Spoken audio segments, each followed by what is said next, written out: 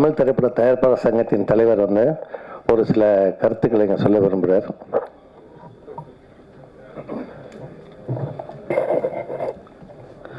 இப்போ செல்வமணி சார் சொன்ன மாதிரி சிறு முதலீட்டு படங்களுக்கு இப்போ என்னென்னா இன்றைக்கி வந்து வரி ஜிஎஸ்டி வரி இல்லாமல் டிக்கெட்டுக்கு வந்து லோக்கல் பாடி டேக்ஸ் 8% வந்து விதிச்சிட்ருக்காங்க. அதை இப்போ வந்து தமிழக முதல்வர் துணை முதல்வர் மூலமாக நாங்கள் கொடுத்துருக்கோம். அந்த லோக்கல் பாடி டேக்ஸ் வந்து 8%ங்கிறது வந்து சிறு முதலீட்டு படங்களுக்கு மிகப்பெரிய இருக்குது. ஏன்னா ஒரு 18% ஜிஎஸ்டி டேக்ஸும் ஒரு 8% இதுனா கிட்டத்தட்ட 26, ஓவராலாக ஒரு 30% வந்து டிக்கெட்டோட காஸ்ட்டு வந்து டேக்ஸாக போகுது. ஸோ இது வந்து பெரிய படங்களுக்கு ஓகே, சிறு முதலீட்டு படங்களுக்கு வந்து மிகப்பெரிய பாதிப்பு வருதுன்னு சொல்லி துணை முதல்வர்கிட்ட கொடுத்துருக்கோம். அவரும் இப்போ அது வந்து பரிசீலிக்கதாக சொல்கிறாங்க. விரைவில் அந்த செய்தி வருங்கிறத இது மூலமாக தெரிவித்து சிறு முதலீட்டு படங்களுக்கு நல்ல ஒரு இதுவாக இருக்கணுங்கிறத சொல்லிக்கிறேன். நன்றி. தொடர்ந்து சிறு முதலீட்டு படங்களை எல்லோருக்கும் வணக்கம். இந்த எங்கள் அழைப்பை ஏற்று வந்திருக்கும் இந்த சிறு முதலீட்டு படத்தை சப்போர்ட் பண்ண வந்திருக்கும் திரு பாக்யராஜ் சார் அவர்களே, திரு செல்வமணி சார் அவர்களே, கே ராஜன் சார் அவர்களே, மாஸ்டர் ஜாக்வார் தங்கம் அவர்களே, அப்புறம் எங்கள் தயாரிப்பு செயற்குழு உறுப்பினர்கள் அனைவருக்கும் என்னுடைய வணக்கத்தை தெரிவிச்சுக்கிறேன். இந்த மேடையில் இருக்கும் அனைத்து கலைஞர்களுக்கும் என்னுடைய வாழ்த்துக்களை தெரிவிச்சுக்கிறேன். மாடர்ன் கோடை விழா இது ஒரு சிறு முதலீட்டு படம். இது வந்து வந்து நான் என்ன திரு சூரிய அவர்கள் வந்து பார்க்க சொல்லி கேட்டுட்டு இருந்தார். நிறையா பேசிகிட்டு இருப்போம். அப்போ நம்ம ஒரு படம் தயாரிச்சிட்டு இருக்கனால வந்து இன்றைக்கி சூழ்நிலையில் சிறு முதலீட்டு படங்களை ரிலீஸ் பண்ணுறது வந்து என்ன மாதிரி சூழ்நிலை போகுதுன்னு கொஞ்சம் கேட்டு அறிஞ்சிருந்தேன். ரொம்ப ஒரு திரையரங்கில் சிறு முதலீட்டு படங்களை ரிலீஸ் பண்ணுறது வந்து ரொம்ப சிரமமான சூழ்நிலைகள் நிலவி கொண்டு இருந்தது. கோவிடுக்கு அப்புறம் ரொம்ப பிரச்சனையாக இருந்தது. ஏன்னா கோவிடுக்கு அப்புறம் திரையரங்கு உரிமையாளர்கள் அவங்களுடைய தியேட்டர் மெயின்டெனன்ஸ்லேருந்து எல்லாம் பண்ணுறதுக்கு சிறு முதலீட்டு படங்களுக்கு பெரிய சப்போர்ட் இல்லாமல் இருந்தது. விநியோகஸ்தர்களும் படங்கள் வாங்கிறதில்ல. ஸோ இந்த மாதிரி ஒரு சிறு முதலீட்டு படங்கள் ஒரு வருஷத்துக்கு கிட்டத்தட்ட ஒரு 200 படங்கள் வந்துக்கிட்டு இருக்கு. இப்போ சமீபமாக இந்த 2025 பார்த்தீங்கன்னா பெரிய படம் நீங்கள் கணக்கு போட்டிங்கன்னா 1-2 படங்கள், அதை தாண்டி எல்லாமே medium budget and small budget films தான் இருக்குது. ஸோ இந்த மாதிரி படங்களுக்கு ஒரு சப்போர்ட் வேணுங்கிறதுக்கு நானும் பார்த்துட்டு இருந்தேன். அது மாதிரி சூரி சார் சொல்லியிருந்தார். அப்புறம் பன்னீர் சார் மூலமாக விஜய் முரளி மூலமாக எனக்கு இந்த படம் வந்து பார்த்தேன். இது நம்ம கலாச்சாரத்தோட தமிழ் தென்னகத்தில் இருக்கிற தமிழ் கலாச்சாரத்தை மையப்படுத்துது. ஏன்னா எல்லாருக்குமே வந்து குலதெய்வம்னு ஒன்று இருக்குது. இன்றைக்கி வந்து காலப்போக பார்க்கும்போதுனா நம்ம சாமியெல்லாம் கும்பிட்றோம், வேண்டுகிறோம், எல்லாம் பண்ணுறோம். ஆனால் குலதெய்வ வழிபாடுங்கிறது வந்து கண்டிப்பாக எல்லா இதுலேயும் இருக்குது. ஏன்னா குலதெய்வத்தை கும்பிடாமல் நம்ம வந்து எந்த சாமி கும்பிட்டாலும் சரி வராது. நம்ம முன்னோர்கள் எல்லாருக்குமே வந்து அந்த நம்ம இன்னமும் ரொம்ப அந்த நம்பிக்கைகள் ரொம்ப ஸ்ட்ராங்காக சவுத்தில் இருக்குது, இங்கேயுமே இருக்குது. இப்போ பார்த்திங்கன்னா எல்லா இடத்துலையுமே வந்து இந்த வழிபாடுகளோட முறைகள் வந்து அதிகப்படுத்திக்கிட்டே வருது. எங்கே பார்த்தாலும் கோயிலில் கூட்டங்கள் இருக்குது. அதில் அப்படிப்பட்ட நம்ம கிராமத்தில் வந்து நிறையா கோயில்களில் விழாக்களோ பூஜைகளோ இல்லாத சூழ்நிலைகளும் பண்ணிகிட்ருக்கு. ஆனால் இன்றைக்கி இந்த தமிழக அரசாங்கம் எல்லா கோயில்லையும் குடமுழக்குலேருந்து எல்லாமே நம்ம தமிழக முதல்வர் அவர்களால் இது நிறையா நடந்துகிட்ருக்கு.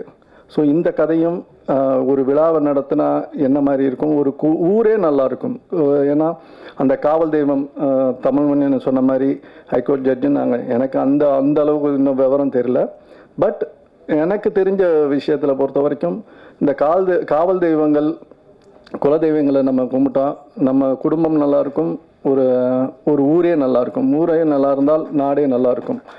ஸோ இந்த படம் அந்த கதையை வந்து மையப்படுத்தி சொல்லியிருக்காங்க.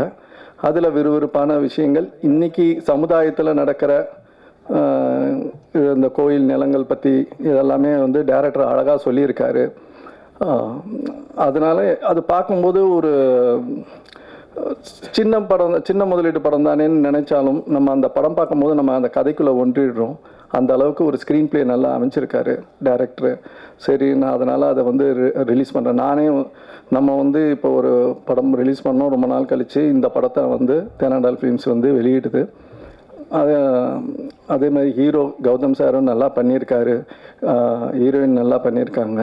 இதில் இருக்க அத்தனை கலைஞர்களும் அவங்களோட எஃபர்ட்ஸை வந்து கண்டிப்பாக கொடுத்துருக்காங்க. ஏன்னா இந்த மாதிரி கலைஞர்களோட இப்போ மனோஜ்குமார் சார் சொன்னார், இந்த மாதிரி வரிகள் வந்து ரொம்ப வந்து குறைஞ்சி வேறு மாதிரி வரிகள்லாம் போயிடுச்சு இன்றைக்கி பாட்டுகளில். நம்மளுடைய விஷயங்கள்லாம் வந்து சொல்கிறதுக்கு இந்த மாதிரி நல்லா கண்டுபிடிக்க வெளியில் தெரியாத நல்ல டேலண்ட்ஸ் எல்லாமே இங்கே இருக்காங்க. ஸோ இவங்களுக்கு வந்து ஒரு முக்கியத்துவம் கொடுத்து ப்ராப்பராக ரிலீஸ் பண்ணணும்.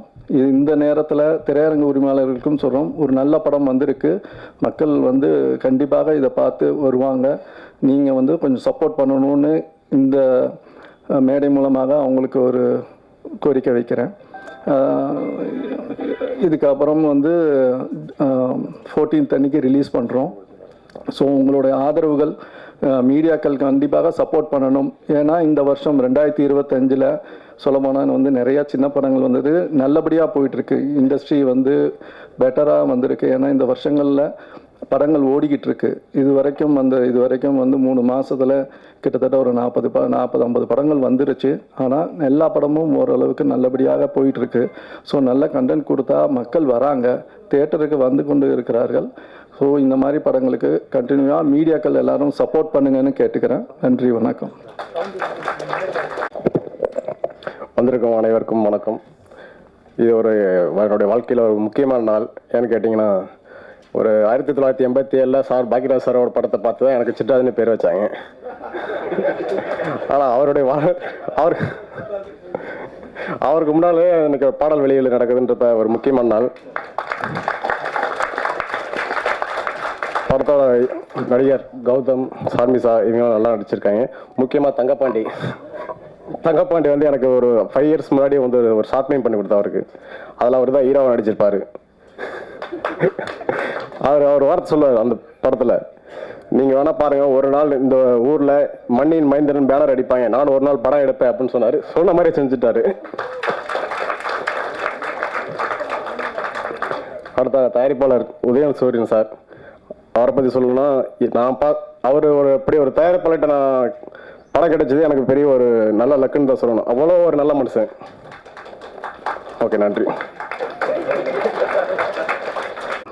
என் அழைப்பை ஏற்று இங்கு வந்து வருகை தந்துள்ள உள்ளங்களுக்கும் சுற்றுத்தார்களுக்கும் படக்குழுவினர்களுக்கும் பத்திரிகை மற்றும் டிவி யூடியூப் நண்பர்களுக்கும் என் மனம் நிறைந்த நன்றி.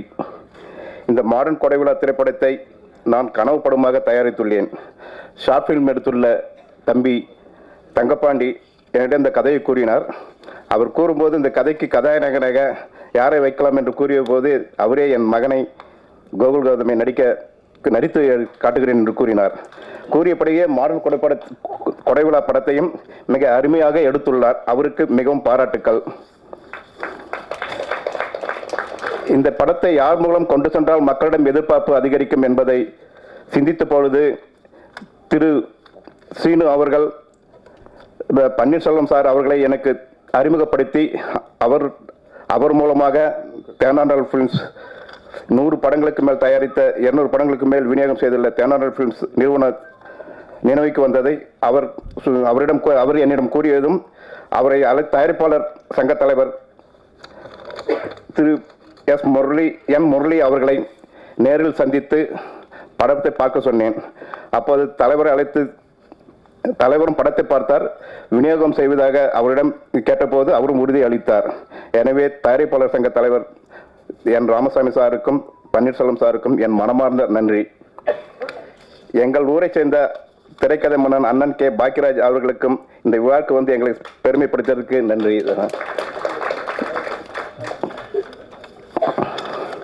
இந்த படத்திற்கு எங்கள் அழைப்பை ஏற்று விழாவை சிறப்பிக்க வந்திருக்கும் இயக்குனர் அண்ணன் அல் செல்வமணி அவர்களுக்கும், தயாரிப்பாளர் விநாயகர் சங்க தலைவர் கே ராஜன் அவர்களுக்கும், அழகன் தமிழ்மணி சார் அவர்களுக்கும், பன்னீர்செல்வம் சார் அவர்களுக்கும், மனோஜ்குமார் சார் அவர்களுக்கும், ஜாக்குவார் தங்கம் சார் அவர்களுக்கும் நன்றியை தெரிவித்துக் கொள்கிறேன். இந்த படத்திற்கு எனக்கு சினிமா என்பதே என்னவென்று தெரியாத போது எனக்கு குழந்தை போல எனக்கு சொல்லிக் கொடுத்து எனக்கு குருவாக இருந்த திரு சீனு அவர்களுக்கும் நன்றி. திரு குட்டி கிருஷ்ணன் அவர்கள் இந்த திரைப்படத்தை எப்படி ஆர்கனைஸ் செய்ய வேண்டும் என்று கூறியதற்கும் அவருக்கும் மிக நன்றி. இந்த படத்தில் நடித்த அனைத்து நடிகர்களுக்கும் திரைப்பட குழுவினருக்கும் மனமார்ந்த நன்றி. இந்த படத்தை சிறந்த வெற்றி படமாக அமைத்து தருமாறு உங்களுடைய அனைவரையும் கேட்டுக்கொள்கிறேன். நன்றி, வணக்கம். பேக் வாங்கணும், அப்புறம் இல்லை நான் நல்லா இருப்போம் அப்படி சொன்னபடி ரொம்ப ரொம்ப ரொம்ப கேர் எடுத்து ஒரு ஃபேமிலி மெம்பர் மாதிரி பார்த்துக்கிட்டாங்க. ஒரு ரொம்பவே நல்லா இருந்தது. அவருக்கு தேவையான விஷயங்களை கேட்டு வாங்கிக்கிட்டாரு. எனக்கு இந்த மாதிரி எக்ஸ்பிரஷன் வேணும், இது வேணும், இது வேணும்னு கேட்டு வாங்கிக்கிட்டாரு. ஸோ இந்த படம் அவருக்கு ஒரு பெரிய வெற்றியை கொடுக்கணும்னு சொல்லிட்டு ஐம் விஷிங் ஹிம்.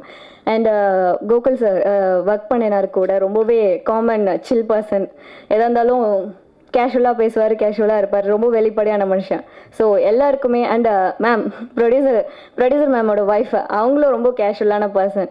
ஸோ எல்லாருக்குமே ஒரு பெரிய wishes. And music director and அவங்க கூட பாடின சிங்கர்ஸ் எல்லாருக்குமே ரொம்ப நல்லா வந்திருக்கு. சாங்ஸ் கேட்கும்போதே அவ்வளோ நல்லா இருந்தது ஷூட்டிங் ஸ்பாட் அப்போவும். அண்ட் தொகுப்பாளனி அவங்களுக்கும் ஒரு பெரிய தேங்க்ஸ் ஃபார் இதை பண்ணுறதுக்கு. So everyone thank you so much. Thank you. நல்லா இந்த படம் ஒரு நெக்ஸ்ட் லெவல் வரத்துக்கு விஷஸ் பண்ணுங்கள், சப்போர்ட் பண்ணுங்கள். Thank you so much. பாய்.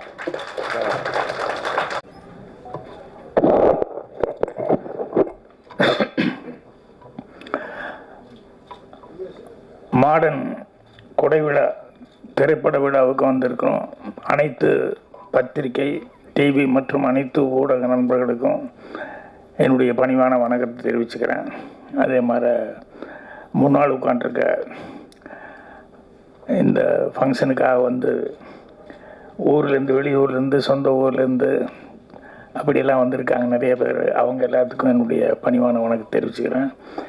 மேடையில் அமர்ந்திருக்கும் என்னுடைய மரியாதைக்குரிய திரையுலக பிறப்பங்கள் எல்லாமே இங்கே இருக்காங்க. அவங்களுக்கு என்னுடைய பணிவான வணக்கத்தை தெரிவிச்சுக்கிறேன். நன்றியிலேருந்து ஆரம்பித்தா கரெக்டாக இருக்கும்னு நினைக்கிறேன். ஏன்னா அது கடைசியில் மறந்துடக்கூடாது. அதனால் முதல்ல அதுலேருந்து ஆரம்பிச்சுக்கிறேன். முதல்ல ப்ரொடியூசர் உதயசூரியன் அவர்களுக்கு நன்றி சொல்லிக்கிறேன். என்னன்னா, ஏதோ கஷ்டப்பட்டு அங்கே இங்கேயும் சம்பாதிச்ச காசில் ஒரு புது ஆளை வச்சு அவருக்கு ஒரு சான்ஸ் கொடுத்து படம் எடுக்கலான்னு சொல்லி முடிவு பண்ணி வந்து இத்தனை பேர்த்துக்கு வேலையெல்லாம் கொடுத்துருக்காரு இல்லையா, அதுக்காக அவருக்கு நன்றி தெரிவிக்கணும். அவர் கப்பலை வந்து பத்திரமா கரை சேர்த்துற மாதிரி திரைப்படத்துறைக்கு வந்த அவரை பத்திரமா கரை சேர்த்துன தங்கம் டைரக்டர் அவருக்கு வந்து நன்றி தெரிவிச்சுக்கணும். அதே மாதிரி அவருக்கு உறுதுணையாக இருந்த எல்லா டெக்னீஷியன்ஸ், விபின்லேருந்து சின்ன ராசிலேருந்து எல்லாருமே, எல்லா டெக்னீஷியன்ஸும் அவ்வளோ இதாக இருந்திருக்காங்க. அவங்களுக்கு நன்றி தெரிவிச்சுக்கணும். அப்புறம் இந்த விழாவுக்கு நான் வர்றது காரணமாக இந்த என் ஆஃபீஸில் இருக்கிற தேவேந்திரன் தான் வந்து, தேவேந்திரன் அவ்வளோ சீக்கிரம் வரமாட்டாப்புல. ஏதாவது ஒன்றா சும்மா வந்து என்ன எப்படி இருக்கீங்கன்னு, இந்த படத்துக்கு பர்டிகுலராக வரணும் அப்படின்னு சொல்லிட்டு ரொம்ப அக்கறை எடுத்து தேவேந்திரன் வந்து இந்த படத்துக்காக வந்து கூப்பிட்டாப்புல. ஸோ தேவேந்திரன் நன்றி. அதுக்கப்புறமா வந்து ப்ரொடியூசர் எங்கிட்ட சொல்ல நேரடியாக சைடில் பேசிட்டு இருக்கும்போது கேட்டேன். அதாவது ஒரு நல்ல விஷயம் யார் செஞ்சாலும் அது எப்படி இருந்தாலும் வெளியே ஏதாவது ஒரு விதத்தில் வந்து சேரும்னு சொல்லுவாங்க இல்லையா, அந்த விதத்தில் ஒரு கவுன்சிலர் சின்ன துறையா ஷூட்டிங்கில் அவ்வளவு ஹெல்ப்ஃபுல்லாக இருந்தார் அப்படின்னு சொல்லிட்டு ப்ரொடியூசர் வந்து சொன்னார். ஸோ எந்த அளவுக்கு அவர் ப்ரொடியூசர் வந்து அவரை வந்து கூப்பிட்டு கௌரவிக்கும் போது அதை சொல்லிகிட்டு இருப்பாருங்கன்னு தெரிஞ்சுட்டேன். ஸோ அவருக்கும் மனமார்ந்த நன்றி தெரிவிச்சுக்கிறேன். அதுக்கப்புறம் நட்புக்காக முத்துக்குமார் அவர்கள் வந்து இங்கே எல்லாத்துக்குமே சால்வ் அனுப்பிச்சு நட்புக்காக அவர் இதை பண்ணார். அதுக்கு நன்றி தெரிவிச்சுக்கிறேன்.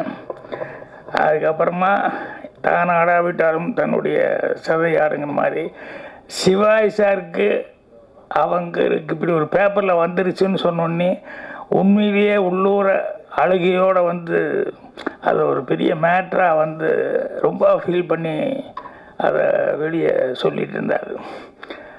அவர் விநியோகஸ்தர் தலைவர் அது இதுங்கிறதெல்லாம் எனக்கு என்னை பொறுத்த வரைக்கும் திரைப்படத்துறைக்கு எப்பவுமே ஒரு காவலாளி மாதிரி இருக்கார். அவர் எப்பவுமே சின்ன படங்கள் சின்ன தயாரிப்பாளர்கள் அவங்க நல்லா வரணும் அப்படிங்கிறதுல தான் ரொம்ப அக்கறை எடுத்துக்கிறாரு. என்னுடைய மரியாதைக்குரிய ராஜன் சார் அவர்கள், ஸோ அவர்களுக்கும் என்னுடைய மனமார்ந்த நன்றியும் தெரிவிச்சுக்கிறேன். அதுக்கப்புறம் இந்த படத்தில் எல்லா டெக்னீஷியனும் பாட்டு எழுதினவங்க எல்லாருமே வந்து ஒவ்வொருத்தரும் சிறப்பான முறையில் வந்து அவங்கவுங்க வேலைகளை செஞ்சுருக்காங்க. இல்லைன்னா 23 நாளில் வந்து எல்லாம் படம் முடிக்கிறதுங்கிறது சாதாரண விஷயம் இல்லை. ஸோ பாட்டை பற்றியெல்லாம் நம்ம மனோஜ்குமார் வந்து சில வரிகள் எல்லாம் கரெக்டாக பிடிச்சி வச்சு அதை வச்சு சொல்லிட்டு இருந்தார். அதே மாதிரி நானும் ஓப்பனிங் சாங்கு அதை ஒரு திருவிழா சாங்கை வந்து அவ்வளோ அழகாக வந்து அவர் கம்போஸ் பண்ணியிருந்தார். அதுக்கு அடுத்தது டூயட்டு ரொம்ப மெலடியாகவும் பண்ணியிருந்தார். ஸோ அவங்க செல்வமணி அவர்கள் நல்லா பாராட்டி பேசினார். அனிருத் மாதிரியே இருக்கிறீங்க, அனிருத் மாதிரியே வரணும் அப்படின்னு சொல்லிட்டு. அப்புறம் ரொம்ப ரொம்ப அதாவது ஒருத்தர் பேசும்போது சொன்னார், மாடர்ன் காவல் தெய்வம் நாங்கள் வந்து ஏதோ கோர்ட் நீதிபதி தமிழன் மணி அவர்கள் பேசினார். அவர் வந்து கண்டிப்பாக இந்த படத்தை காப்பாற்றினார். என்னை பொறுத்த வரைக்கும் மாடர்ன் இப்போவே நேரில் வந்து இந்த படத்தை வெளியிடுறதுக்கு காப்பாற்றிருக்காரு. அதுதான் முரளி அவர்கள். ஸோ அது ரொம்ப முக்கியம். சின்ன படம் எடுக்கிறது அப்படிங்கிறது பிரச்சனை இல்லை. சின்ன படம் எடுக்கும்போது இந்த படத்தை வந்து அவர் பார்த்துட்டு நான் ரிலீஸ் பண்ணுறேன் அப்படின்னு சொல்லும்போது படத்தினுடைய தரமும் எனக்கு தெரிந்தது. அதே நேரத்தில் வந்து சின்ன படத்தை ரிலீஸ் பண்ணுறதுக்கு நம்ம அவ்வளோ உதவி பண்ணணும் அப்படிங்கிறது அவருடைய அக்கறை எனக்கு புரிஞ்சது. அவரை இவருக்கு இன்ட்ரடியூஸ் பண்ணவர் பன்னீர் அவர்கள். அவருக்கும் என்னுடைய மனமார்ந்த நன்றியை வந்து தெரிவிச்சுக்கிறேன். ஸோ இந்த படத்தில் வந்து இவ்வளோ பேர் உழைப்பு அந்த 23 நாளில் வந்து படத்தை நல்லபடியாக முடிச்சிருக்காங்க அப்படிங்கும்போது ரொம்ப ரொம்ப சந்தோஷமாக இருக்குது. உண்மையிலேயே இந்த படத்தினுடைய உழைப்பு 23 நாளில் இவர் முடித்தது மட்டும் இல்லாமல் அவர் பார்த்துட்டு முரளி அவர்கள் வந்து படம் எனக்கு பிடிச்சிருக்கு, கண்டிப்பாக நான் ரிலீஸ் பண்ணுறேன் அப்படின்னு சொல்லி இப்போ வர்ற 14க்கே ரிலீஸுக்கு எல்லாமே ஏற்பாடு பண்ணியிருக்காருங்க போது படம் கண்டிப்பாக வெற்றி அடையும். இதில் வேலை செஞ்சவங்க எல்லாத்துக்குமே வந்து ஒரு நல்ல எதிர்காலம் இருக்கணும் அப்படின்னு சொல்லி இது பண்ணிக்கிறேன். கோகுல் அவர்கள் வந்து ஏதோ பேசுவார்னு நினச்சிக்கிட்டு இருந்தேன். சைலண்ட்டாக வந்து 2 வார்த்தையோட ஒரு ஹீரோ ஏதாவது பேசுவார்னு பார்த்தா ஒரு வேளை அப்பா இருக்கிற பயமா என்ன காரணத்தினாலும் தெரியல, ரொம்ப ரொம்ப சுருக்கமாக வந்து படத்துலையாவது பேசுறதுக்கு ஏதாவது வாய்ப்பு இருக்குன்னு பார்த்தா அதுலேயும் இது பண்ணேன். ஆனால் அந்த பொண்ணு கூடவே இருந்து சிரிச்சு காப்பாற்றிருச்சு பாட்டில் எல்லாம். அவர் சிரிக்க வேண்டியதெல்லாம் சேர்த்து இந்த பொண்ணு அழகாக சிரிச்சு. அதான் அவர் சொன்னார், என்ஜாய்ங்கிற ஒரு படத்தில் முன்னாலேயே பண்ணியிருக்கு அப்படின்னு சொல்லி சொன்னார். உண்மையிலேயே சிரிப்பு நல்லா என்ஜாய் பண்ணுற அளவுக்கு இருக்குமா, ரொம்ப சந்தோஷம். ஸோ இன்னொருத்தர் வந்து அவங்களும் புதுசாக நடிச்சிருக்காங்க, நீதாம்மா, அவங்கள பற்றியும் செல்வமணி மறக்காமல் குறிப்பிட்டார். அவங்களும் டான்ஸ் ஆடிருக்காங்க அப்படின்னு சொல்லி சொன்னார். ஸோ எல்லாருமே இந்த படத்தில் வந்து ஒவ்வொருத்தரும் எல்லாருமே கஷ்டப்பட்டு வேலை பார்த்துருக்காங்க. ஸோ அதனால் கண்டிப்பாக படம் நல்லபடியாக சக்ஸஸ் ஆகும். அதுக்கு வந்து பத்திரிகை நண்பர்கள் ஊடக நண்பர்கள் வந்து கண்டிப்பாக இது பண்ணுவாங்க. என்னை பொறுத்த வரைக்கும் இப்போ நிறையா சின்ன படங்கள் அது இது எல்லாமே பார்த்துருந்தோம். சிறு தயாரிப்பார், சிறு முதலீடு அப்படி பண்ணி. நான் ஒரு கிளாஸ் எடுக்கிறதுக்காக போயிருந்தேன். அந்த கிளாஸ் எடுக்க போனப்போ இந்த பசங்கள்லாம் உட்காந்துருந்தாங்க. அவங்ககிட்ட சொன்னேன், எப்பா லிவிங்ஸ்டன் அண்ணன், பாண்டியராஜன் தம்பி 2 பேர்த்துக்கு மிலிட்ரிக்கார் ஒரு அப்பா. இந்த பாண்டியராஜன் வந்து ஒரு பொண்ணை லவ் பண்ணிட்டு இருக்கான். ஆனால் அவங்க அண்ணன் லிவிங்ஸ்டனுக்கு பொண்ணு பார்த்து நிச்சயம் பண்ண போகும்போது இவன் போகாம விட்டான். ஆனால் இவன் யாரை லவ் பண்ணான்னா அதை தான் லிவிங்ஸ்டனுக்கு அண்ணங்காரனுக்கு வந்து ஃபிக்ஸ் பண்ணிட்டாங்க. அப்படின்னா அடுத்த நாள் பாண்டியராஜன் தெரிஞ்சு நீ பதறி போயிட்டான். அந்த பொண்ணு வேறு திட்டுறா, நான் வந்து போலீஸ்காரன் பொண்ணுன்னா பையன்னு நீ தான் நினச்சேன், உனக்கு ஒரு அண்ணன் இருக்கான்னு எனக்கு தெரியாமல் போச்சே, போய் எதாவது பண்ண அப்படின்னா. அவன் லிவிங்ஸ்டன்ட்ட வந்து கேட்குறான், என்ன இல்லைண்ணே நேற்று நீ போய் பொண்ணு பாட்டு அழகாக இருக்குது, அம்சமாக இருந்தது. என்ன அழகு அம்சம் ஓகே, அது அந்த பொண்ணு அதான்டா உன் அண்ணி இல்லைண்ணே நான் வந்து நீ அதான்டா அண்ணி, உனக்கு அண்ணி நம்ம வீட்டுக்கு தானே வரப்போகுது அப்படின்னு. இல்லைண்ணா நான் வந்து அந்த பொண்ணை இல்லை நான் லவ் பண்ணிட்டேன்னா மறந்துடு. என்னென்ன இப்படி ஆமாண்டா ஆமாண்டு நேற்று வரைக்கும் இருந்தேன்னு மறந்துடு, இப்போ தான் நான் ஃபிக்ஸ் பண்ணிட்டு வந்தாச்சுல்ல அண்ணி இல்லைண்ணா நாங்கள் ரொம்ப உயிராக லவ் பண்ணோம் ப்ளீஸ். அப்பா கூப்பிட்டு போனார், அப்பா வார்த்தையும் நம்ம தந்தை சொல் மிக்க மந்திரம் இல்லை. அப்பா கூப்பிட்டு போனார், மாத்துறானாரு, மாற்றிட்டு ஒத்துக்கிட்டேன். நீ மறந்துட்டு வேறு வழியே இல்லைண்ணா இல்லை சாரி ஐம் சாரி என்ன. இப்படி அவன் என்ன சொன்னாலும் லிவிங்ஸ்டன் வந்து இப்படியே சொல்லிட்டு இருந்தான். பாண்டியராஜனுக்கு பாவம் என்ன பண்ணுறதுனே தெரியல, அவன் திருத்துன்னு முழிச்சான் அப்படின்னு சொல்லும்போது கிளாஸில் ஒரு பையன் இருந்துச்சான். சார் பாண்டியராஜ் இப்படி சொன்னால் எப்படி இருக்கணும் எப்படின்னா, அண்ணே நான் இவ்வளோ சொல்லிட்டேன், ஆனால் நீ முடியாது கல்யாணம் முடிச்சு தான் தருவேண்ணே. கல்யாணம் முடிச்சா இந்த வீட்டுக்கு தானே வரணும், வரட்டுண்ணே அப்புறம் நீ பாருண்ணே அப்படின்னா. எனக்கு ஒரே ஷாக்கு.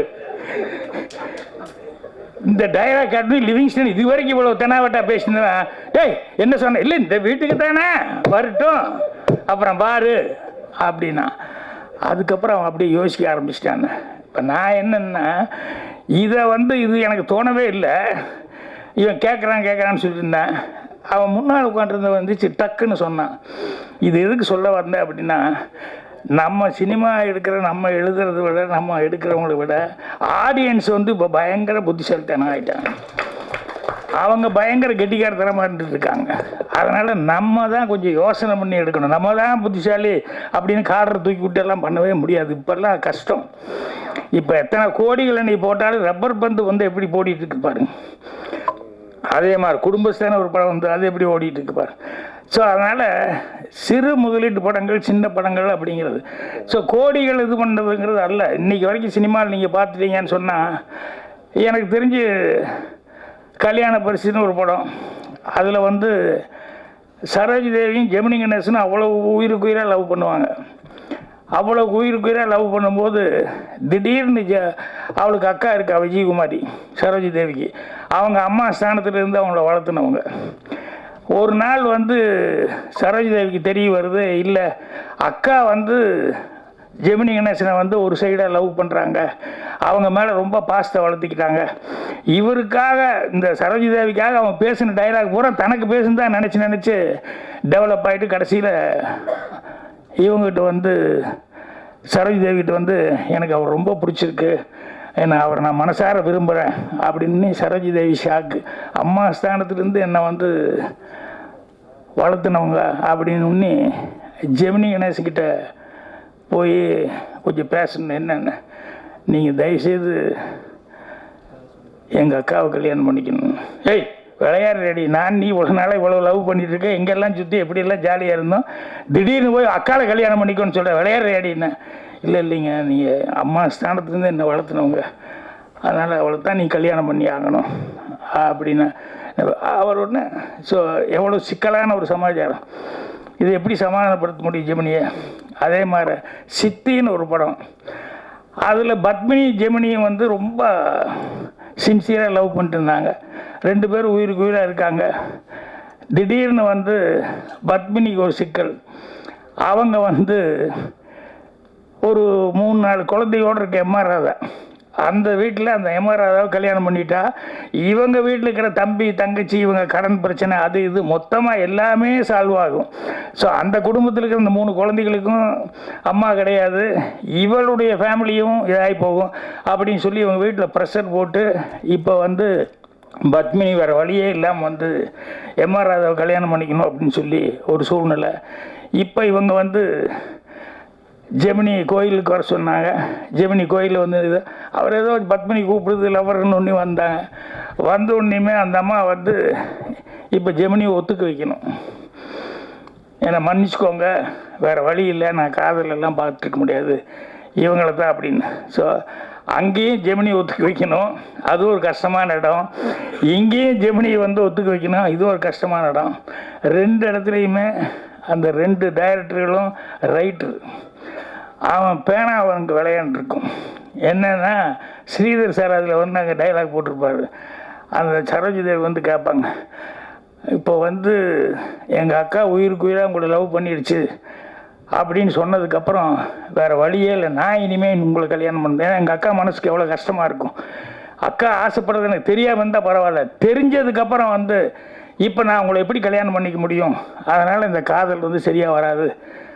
இல்லை நான் இல்லைங்க, அக்காவுக்கு நான் வந்து நன்றி கடனாக வந்து கல்யாணம் பண்ணிக்கோன்னு கேட்குறேன்.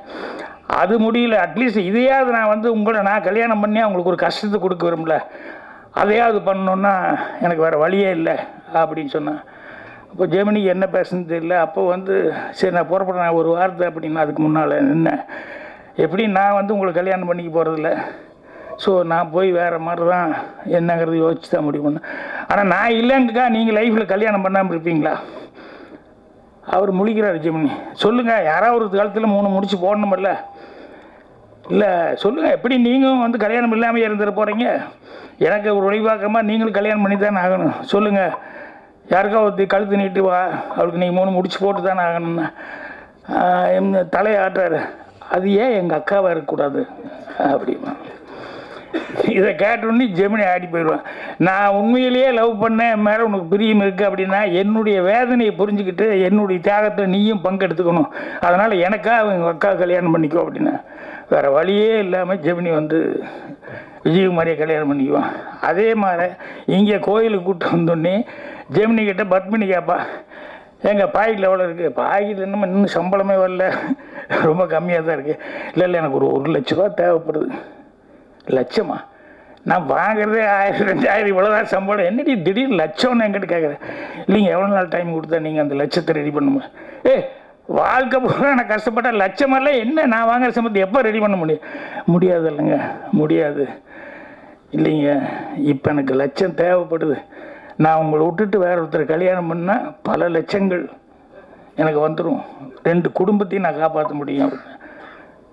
என்ன சொல்கிறேன், இதான் உங்களால் தான் எத்தனை நாள் ஆனாலும் முடியாதுன்னு சொல்லிட்டீங்கல்ல, பட் 2 குடும்பத்தை காப்பாற்றுக்கு நான் படித்தான் ஆகணும், அதனால் நான் மன்னிச்சுக்கோண்ணா. ஏன்னா நாளைக்கு வந்து எங்கிட்ட ஒரு வார்த்தை நீ கேட்டிருக்கலாமல்ல அப்படின்னு நீ கேட்டால் நான் குற்றவாளி ஆயிடுவேன். அதனால தான் உங்களை கேட்டேன், முடியலையில்ல, சரி நான் மன்னிச்சுக்கோங்க, நான் போய் கல்யாணம் பண்ணிக்கிறேன். ஜெமினி திருன்னு முழிச்சு நிற்பான். என்னென்னா 2 இடமும் மிகப்பெரிய ஒரு பிரச்சனையான ஒரு இடம். அந்த 2 இடத்துலையும் எவ்வளோ கிளவராக வந்து பெண்கள் எவ்வளோ சாதகமாக பேசுகிறாங்க அப்படிங்கிறத வச்சு பண்ணியிருப்பார். ஆனால் எழுதுந்த ஆம்பளை தான், பேசுகிறது பொம்பளை இருந்தால் கூட. ஏன்னா ஏன் டிபார்ட்மெண்ட் விட்டும் கொடுக்க முடியாத ஸ்ரீதர் கேஹெச் அவங்க எதுக்கு சொல்ல வந்தேன்னா, அவங்க கோடிகளெல்லாம் நம்பல, பிரம்மாண்டத்தை நம்பல, பேனாவை மட்டுமே நம்பினாங்க. அதுதான் அவங்க இன்னைக்கு வரைக்கும் நிலைச்சி நின்றுக்கிட்டு இருக்காங்க. அதனால் இன்றைக்கி வந்து எடுக்கிறவங்க வந்து இவங்க பண்ணணும் அவங்க பண்ணணும் இப்படி பண்ணணும் அப்படி யாருடைய உதவி இருந்தாலும் அது பிரயோஜனம் இல்லை. நம்ம எடுக்கிற படம் நீ நல்ல படமாக எடுத்தால்தான் அது வந்து சரியாக வரும்.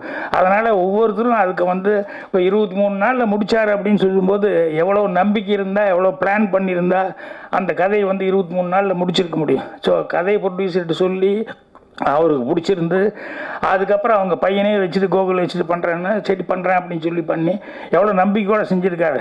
அதை பார்த்து தான் வந்து முரளி அவர்கள் வந்து நானே ரிலீஸ் பண்ணுறேன் அப்படின்னு. அதனால் சினிமா படம் படம் நல்லா இருக்கணும் அப்படின்னா படங்கள் நல்லா ஓடணும், சிறு முதலீட்டு படங்கள். ஏன்னா எல்லாருமே சிறு முதலீட்டுலேருந்து தான் வந்தாங்க, சிறு தயாரிப்பாளர் தான். நான் வாங்கினது 500 ரூபா அட்வான்ஸ் தான் ஃபஸ்ட்டு படத்துக்கு டைரக்ஷன் பண்ணுறதுக்கு. ஆனால் அந்த ப்ரொடியூசர் வந்து தொடர்ந்து 3 படம் 4 படம் அவனுக்கு இதுங்களாம் அவருக்கு தான் எடுத்து கொடுத்தேன். நான் நிறையா படம் ஞான படம் வரைக்கும் எல்லாத்துக்குமே அவருக்கு எடுத்து கொடுத்தேன். செல்வமணி சொல்லும்போது எனக்கு சிரிப்பாக இருந்தது, ப்ரொடியூசருக்கும் டைரக்டருக்கு எப்போவுமே கடைசியில் சண்டை வந்துடும், எனக்கு கூட வந்தது அப்படின்னாரு. அப்படி இல்லை, நான் வந்து வேலை பார்த்ததுல சரி பெரிய சண்டைகள் எங்கேயுமே வரல. இன்னும் சொல்ல போனால் தயாரிப்பாளர் சங்கத்தில் என்னென்னா இந்த ரைட்ஸ் பிரச்சனையெல்லாம் பேசிகிட்டு இருக்கிறப்ப நாங்கள் அது இன்னும் முடிவே வரல. என்னுடைய முதல் படத்துலேயே வந்து எனக்கு படம் ரிலீஸ் ஆகிடுச்சு, மௌனுக்கு இதுங்கெல்லாம் வந்து லேபில் பிரிண்ட் ரெடி ஆகிட்டு இருக்கிறதுக்குள்ளேயே நிறைய பேர் பார்த்துட்டு லேபில் இருக்கிறவங்க மூலமாக சொல்லி எங்கிட்ட ரைட்ஸ் வந்து கேட்குறதுக்காக வந்தாங்க.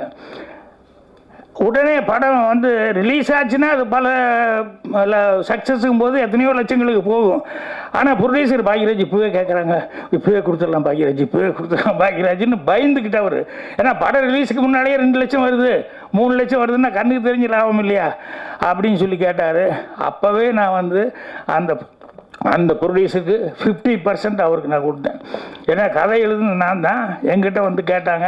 ஆனால் தயாரிப்பாளர் அவருக்கும் ஒரு 50% இருக்கணும், அவரும் மறுபடியும் படம் எடுக்கணும். படத்தில் வருதோ இல்லையோ அந்த 50% ரைட்ஸு நம்ம வந்து அவருக்காக நமக்கு காசு கொடுத்து 500 ரூபா அட்வான்ஸ் கொடுத்தா அந்த படத்தையே எடுத்தோம். ஸோ அதனால் அது அன்னையிலேருந்து எல்லா ப்ரொடியூசரோடையும் நான் 50% ரைட்ஸு அப்படிங்கிற மாதிரி தான் இது பண்ணிட்டுருக்கேன். ஆனால் எங்களுக்குள்ளே ஒரு சண்டை, என்ன ரைட்ஸே நீ கேட்கக்கூடாது, அவங்களோட ஒரு பிரச்சனை போயிட்டு இருக்கு.